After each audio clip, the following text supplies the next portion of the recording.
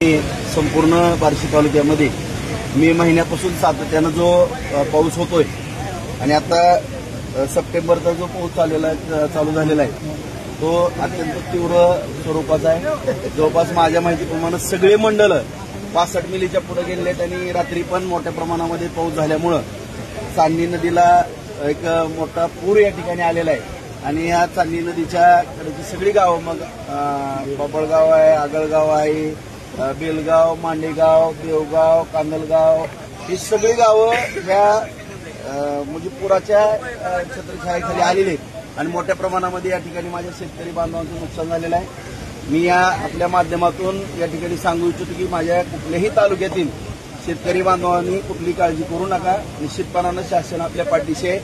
मी गेल्या आठवड्यात मध्येच काही मंडळं आपली बसली नव्हती, 4 मंडळं राहिलेली होती। त्यामध्ये माननीय राज्याचे मुख्यमंत्री देवेंद्र फडणवीस साहेब यांच्याशी चर्चा करून उर्वरित मंडळांचा पण समावेश केलेला होता आणि आणखीन 2 राहिलेली मंडळं तेही समाविष्ट या ठिकाणी होणार आहेत। त्यामुळे पैकीच्या पैकी मंडळामध्ये 65 मिलीच्या पुढचे निकष या ठिकाणी लागतायत आता शासनाच्या नियमाप्रमाणे आणि जी मदत आपली त्या ठिकाणी मिळणार आहे ती 100% मिळणार आहे। त्यामध्ये कुठलीही अडचण होणार नाही आणि या ठिकाणी माननीय तहसीलदार साहेब आहेत, कोयले साहेब आहेत, कृषी अधिकारी, सगळे अधिकारी या ठिकाणी प्रशासन बरोबर आहे। सकाळीच माझा माननीय पालकमंत्री जयाभाऊ गोरे साहेबांशी संपर्क झालेला आहे आणि सातत्याने मी त्यांच्या संपर्कामध्ये मी आहे, तहसीलदार साहेब आहेत, त्यांनी पालकमंत्री महोदयांनी तहसीलदार साहेब यांच्याशी पण संपर्क साधून आपले करडेव नावाचे आपले एक शेतकरी खडकलगावला त्या पात्रामध्ये थोडं मोठा पूर आल्यामुळं अडचण झालेली होती, ती अडकून बसलेली होती, त्यांना सुद्धा बाहेर काढण्याचं काम या ठिकाणी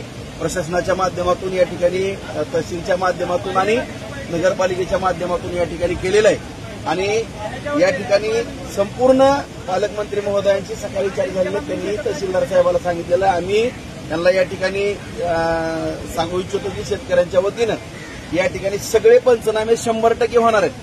फक्त माझी नम्रतेची विनंती आहे की गावचे सरपंच किंवा गावात काम करणारी जी पुढाकार घेऊन काम करणारी जी मंडळी आहेत या सर्वांनीच सगळे पंचनामे या ठिकाणी करून घ्यावेत। त्या ठिकाणी मग फळबागा असतील, ऊस त्या ठिकाणी नदीकाठचा पूर्ण झालेला आहे, सोयाबीनच्या बाबतीत झालेल्या, उडदाचं तर अगोदरच नुकसान झालेलं आहे, कांद्याचं पण मोठ्या प्रमाणामध्ये नुकसान झालेलं आहे आणि या सगळ्यांचे पंचनामे या ठिकाणी करावे। आम्ही आता दुपारून सगळं प्रशासनानं आम्ही या ठिकाणी एकत्र बसतोय आणि लवकरच आज जमलं तर आज पालकमंत्री महोदय येतील, नंतर उद्या कॅबिनेटची बैठक आहे।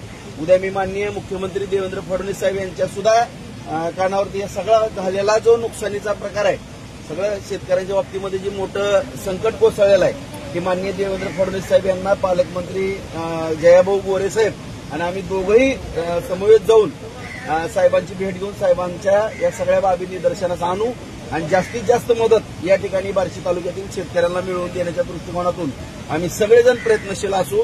कुठल्याही शेतकरी बांधवांना आता हे शेवटी नैसर्गिक संकट आहे बांधवांना, या ठिकाणी कुणीही खचून न जाता जेवढं दरवेळेस अडचण आल्यानंतर आम्ही सातत्यानं मदत करण्याचा प्रयत्न या ठिकाणी केलेला आहे।